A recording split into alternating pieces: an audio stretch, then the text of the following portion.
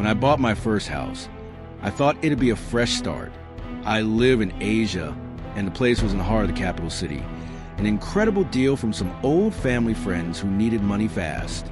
It had sat empty for years, half renovated, gathering dust and rust forgotten by everyone. Except, as I found out, not everyone had forgotten it. The day I moved in, the house barely had a working door. No gate, no locks, just a loose padlock, dangling like an afterthought. It was clear people had been treating it like abandoned property. And sure enough, right there in my garage was someone else's bike. I rolled it out to the street, had a proper gate installed, and went about reclaiming what was now legally and finally mine. But later that evening, someone came knocking. A furious man, mid-60s, scraggly hair, skin like sandpaper, was banging on my brand new gate. I didn't answer. I watched from the shadows inside as he stood there huffing, pacing, clearly confused, then finally gave up and rolled his bike away. That was my first introduction to him. My neighbor, my soon-to-be nemesis.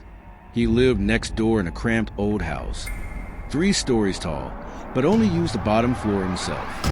The other 2 were rented out to tenants. He was a retired mechanic, the kind of man whose face never cracked a smile unless something broke. The same man who, I later learned, had raged at the previous owners when they sold the house to me. He hated change, hated that some kid, I'm 6 feet with 3 dogs, thank you very much, was moving in next door. They warned me about him, said he had a temper, that he felt like the street belonged to him. But I didn't think much of it until something strange started happening. One morning, I was in the shower, and the water pressure suddenly dipped. Not just a little, it vanished. Seconds later, I heard a familiar sound, the whirring of a water pump next door. Now, here's a little context.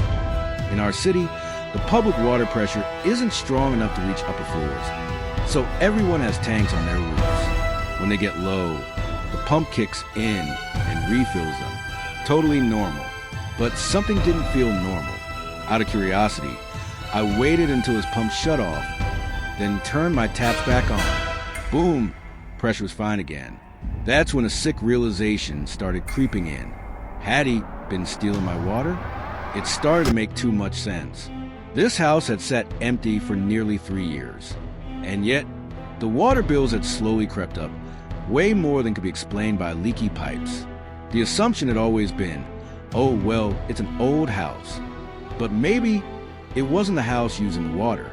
At some point, this old man, this leech, must have slithered onto property and hooked into the water lines. Probably thought no one would ever find out. And for 3 whole years, he'd been guzzling it down for free.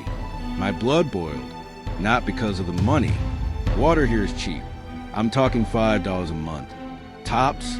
But it wasn't about dollars. It was about principle. This man felt entitled to my resources. He trespassed, stole, and smirked while doing it. I wasn't just angry. I was insulted. I had 3 options. Confront him, call the cops, or do what I did. I waited. Monday morning.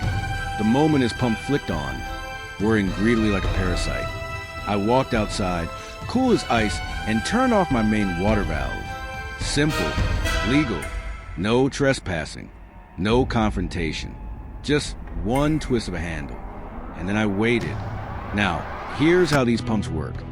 When a tank is empty, the float valve tells the pump to start. When the water fills up, it tells it to stop. But guess what happens when no water ever arrives? The pump keeps running, and running, and running. Midnight, still humming. 1 a.m., the wires start overheating. 2:30 a.m., the ancient 1990s wiring, never upgraded, barely maintained, finally gives out. At 3:14 a.m., it explodes into chaos. I woke to shouting, tenants stomping, arguing. Someone slammed the door. Their water was gone. Their power was out. And by dawn, one of them had already packed up and left. Our tenant laws are strict. Power and water are essentials. Landlords must provide them or face serious consequences. Both tenants filed complaints. And here's the beautiful part. They didn't need a court date. The police handed him an immediate $500 fine, a huge sum here. He had to refund 2 security deposits, repair his wiring, replace the fry pump, and worst of all, he couldn't rent out again until it was all certified safe. He was bleeding money he didn't have. By Thursday, he had no choice but to move in with his daughter. His rental income was his only income, and now even that was gone. Friday afternoon, he came to my gate. I stood there calmly, dogs at my side, as he asked the one question I've been waiting for. Did you turn off your water? I smiled. Oh, yeah, pipe had a leak. Plumber came by the next day. All fixed now. He stared, stone-faced, holding it in. Oh, okay, he muttered, and walked away. I don't know if he knows. I don't care. All I know is he's gone, and I still haven't turned that valve back on. He thought he was clever, that no one would notice, that just because the house was empty. It was his to use, but I didn't need to yell, didn't need to fight, didn't need to raise a hand. I just flicked a switch and watched his entire world fall apart. His tenants, gone. His money, gone. His power, literally gone. All because he couldn't keep his hands off what didn't belong to him. Some people only learn when the consequences hit home. He stole from me for 3 years, and I took everything back in 3 seconds. No screaming, no violence, just karma in liquid form.